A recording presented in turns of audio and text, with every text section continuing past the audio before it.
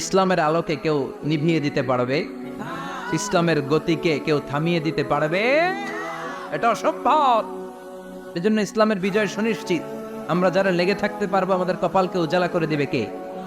আর বিরোধিতা যারা করব তাদের সব শেষ, দুনিয়াও শেষ, আখিরাতও আমও শেষ। সালাও একদিন আমেরিকার হোয়াইট হাউসের উপরেও কালিমার লা ইলাহা ইল্লাল্লাহর পতাকা পতপত করে উড়বে। চিল্লায় বলেন ঠিক কিনা?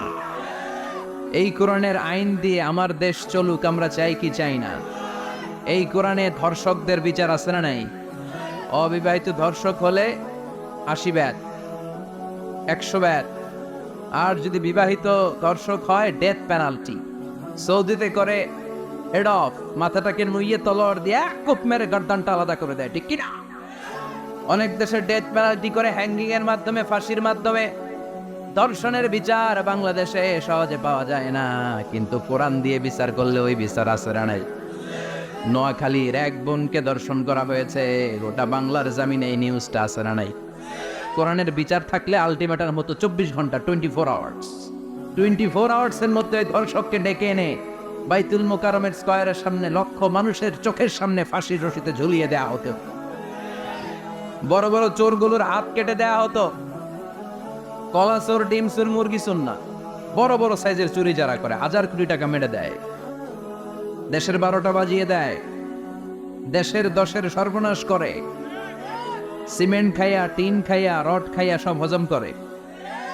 ব্রিজ ভেঙে গেলে ব্রিজের ভেতরে পাওয়া যায় বাঁশ, তার মানে রড গেছে গই। হ্যাঁ, পেটে এগুলোর এক একটার পেটে 10টা করে পাকস তুলে দিছে আল্লাহ। 10টা স্টোমাক না থাকলে রড হজম হয়? কথা কয় না। এগুলোর বিচার হওয়ার দরকার আছে না নাই? কোরআনের রাজ যদি কায়েম হয়, এই সবগুলো বড় বড় চোরের বিচার হবে, লাইভ ব্রডকাস্টিং হবে টিভিতে, আমরা সবাই দেখবে কেমন করে তাদের হাত কাটা হয়। ওই সমাজ আমাদের দেশে চালু হোক, আমরা চাই কি চাই না? তাহলে সোজা সাপটা হিসাব, এই 4টা জিনিসের বিরুদ্ধে কেউ অবস্থান নিলে তাদের বিরুদ্ধে আমাদের অবস্থান, জোরে কোন ঠিক কিনা?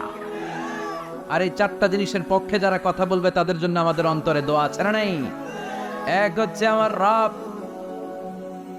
2 হলো আমার ইসলাম, 3 হলো আমার পেয়ারা নবী, 4 হলো আমাদের আল্লাহর দেয়া সংবিধান কোরআন।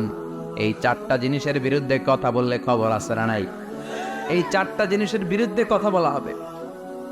মুসলমানদের দেশে এই 4টা জিনিসকে কটূক্তি করা হবে, অপমান করা হবে, আর এর বিরুদ্ধে প্রতিবাদ আসবে না। মুমিন চুপ করে বসে থাকবে, সেটা মুমিন নয়, সেটা মুনাফিক। চিল্লায় বলেন ঠিক কিনা? এজন্য এই 4টা জিনিসের বিরুদ্ধে কথা বললে প্রতিবাদের ঝড় তোলার দরকার আছে না নাই? রাজি আছে মুসলমান? তো হাত উঁচু করে আল্লাহর দেখা।